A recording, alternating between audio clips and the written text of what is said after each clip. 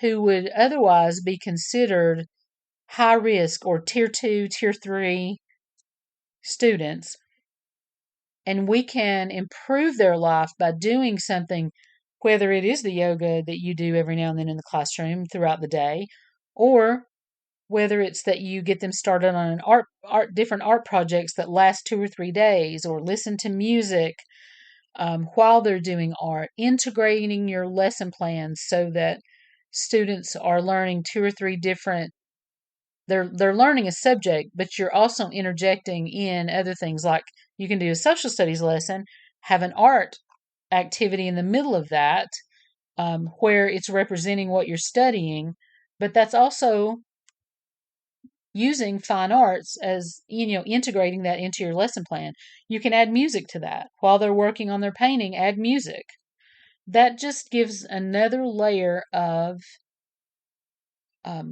cognitive flexibility to those children. I mean, they can think more clearly, they think faster, they have better fine motor, gross motor skills, all kinds of things like that. There's just rarely a downside to your fine arts, to your, gym time. Part of the punishments, we've talked about this in my class this week, we should never, ever take playtime or recess time, whatever you call it, you should never take that away from students as a punishment. They need to get out there and run around. They need to burn off energy. They need a break, a brain break, longer than the ones that we do in the class. So most of us know that. Most early childhood people, by now, it's pretty much a general common understanding. But children should never be punished by taking away that playtime. It's not productive. You can make that child stay inside and work with you one-on-one on English language arts, but they're not going to be paying attention, and they're not going to, you'll just be fussing with them pretty much the whole time, saying one more question and you can go outside. You just got one more question to do, or one more thing you have to answer, or one more thing you have to do, and then you can go outside. That, you've completely split their attention. They're more concerned about what's going on outside with their friends. So it's just not logical to even do that. But we also know from a developmental point of view, they need to be out running around. Children were never meant to be still that long. Never. Never meant to be still that long. So those of you who work in early childhood, you should know that. And sometimes it depends on where you studied. People have different ideas about that.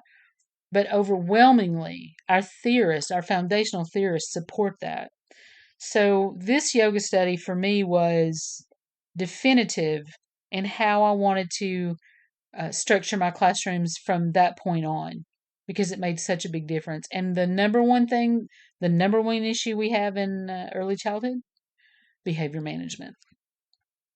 Even if you have children with, diagnoses, if you have children that are autistic, or children who have ADHD, any of those things can be, it can make it more difficult for them to participate. But I'll tell you, we did not see where that hindered them at all. We saw a lot of big results with our students that were on an IEP for different reasons. So I think it's a successful way to integrate things, and it's also good for you as an educator. That self-care that we're always talking about, that those few minutes that you do yoga in your classroom, it helps you too. So it's a win-win, right?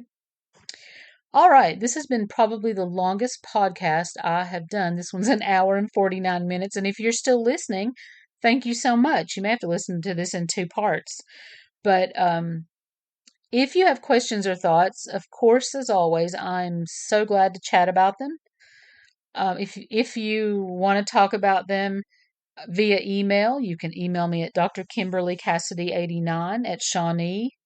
Oh, no, at gmail.com. drkimberlycassidy89 at gmail.com. Or you can go to the Facebook page, Composition of a Killer.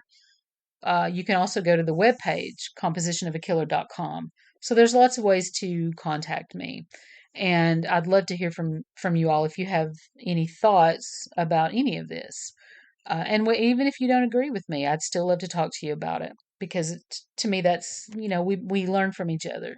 So it's a great way to learn things and do it in a respectful way. Well, as always, I want you to have a great week and thank you again for listening. And as I try to give you good advice, don't hitchhike and don't pick up hitchhikers. Have a great week.